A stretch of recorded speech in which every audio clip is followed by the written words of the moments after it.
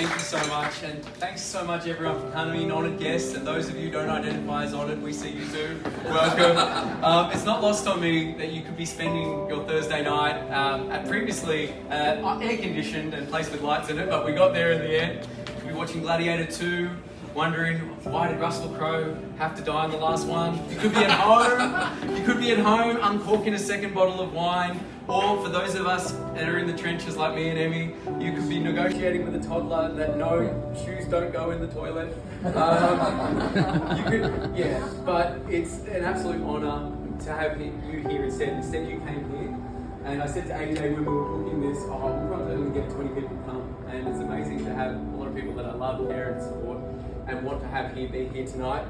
Special shout out to Kalani, Darcy and Ayla. Where are you ladies? Wave. Thank you so much for putting on tonight. It's been amazing. Kalani's taking orders. She's double charging everyone to make up for the aircon and whatnot. And AJ, thank you for encouraging me to do tonight, because it really means the world. Now, when I practiced this speech last night in front of my wife Emma, I thought things were going really well. Especially when it hit the 8 to 9 minute mark. After I thanked everyone except the pizza driver from my old hometown of Albury, she said, "Stop." I said, "What do you mean stop?" And she said, "What are you doing?" And I said, "What do you mean?" She goes, "You have your speech and it's sitting right here." And I said, "You know what? You're right." And she always is right. All the people that are here to celebrate the launch of the laws of LinkedIn. And what we built together. So, as usual, Emma, you're right. So tonight, instead of thanking everyone that's crossed my path since kindergarten, I'd like to share just a small portion of the book, which I think does just that. Would you be against hearing that? Yes. Yes. There's only one that we're going to go through. Dear reader, if you picked up this book, I believe you're a lot like me. Empowered, hungry, and fully aware that if you're going to make things happen in this life, it's on you. You're not waiting for anyone else to grant you success. You're out there making it happen. And if you're like me, you've had your fair share of no's. And you can't do that. And like me, because of your passion and enthusiasm, you've ignored them all and simply said, challenge accepted. You see, for every single major event in my life, I've had people say, I can't do something. They've tried to hold me back. They've told me to tone it down, slow down. My university professor once called me a maniac. Friends in school said I was destined to fame for either something really brilliant or utterly foolish. And our harshest words come from those who love you the most. They'll clap back, you can't do that, veiled as love and care. Not because they doubt your abilities, but because they fear seeing you fail and get hurt. I was once told you'll never afford to move to Sydney. I moved here when I was 18 with enough money to put a deposit bond on a rental and buy some furniture and appliances. I was told you'll never work as a croupier. That's probably good because I was colourblind.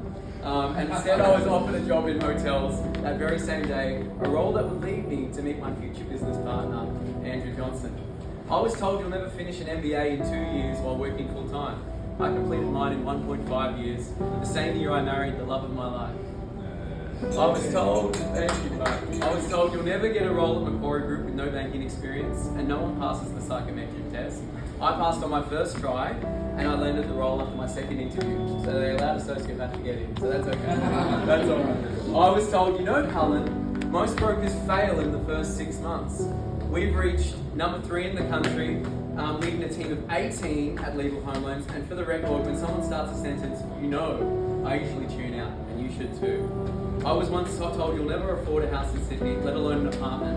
Today I live in my dream home in the Northern Beaches with my beautiful wife, my 2 sons, one of them is crawling on the stage here, and Lockie over there, and a Labradoodle called Alfie.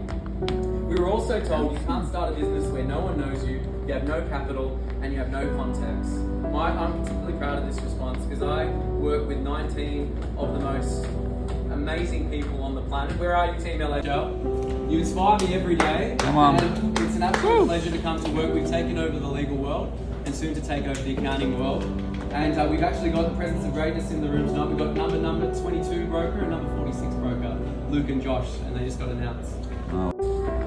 But what can I tell you, getting to the end, hand on heart, because this book contains everything I've learned from the years of real world experience, distilling all the secrets I know. This is not some some LinkedIn guide for dummies written by an academic or a random business author. These laws are raw, real and tested, and they work. I've split and tested them many times and I know they'll yield results for you. These laws form the foundation and have been crafted to be pragmatic, intuitive and easy to apply. But here's a warning, this book is not a magic bullet. You won't get results by applying these laws just once. Thank you for putting your faith in me because I, everyone, have faith in all of you. I'll never tell you that you can't do something or that it's impossible. In fact, I'll remind you that the very word says, I'm possible. Go ahead and build your castle with the rocks they throw at you. If you're like me, you're charting your own course. I'm grateful that you trusted this book to help you navigating not only LinkedIn, but your entire professional life. So begin with the end in mind, enjoy the journey, and make it count from your friend, Cullen. Yeah. Thank you.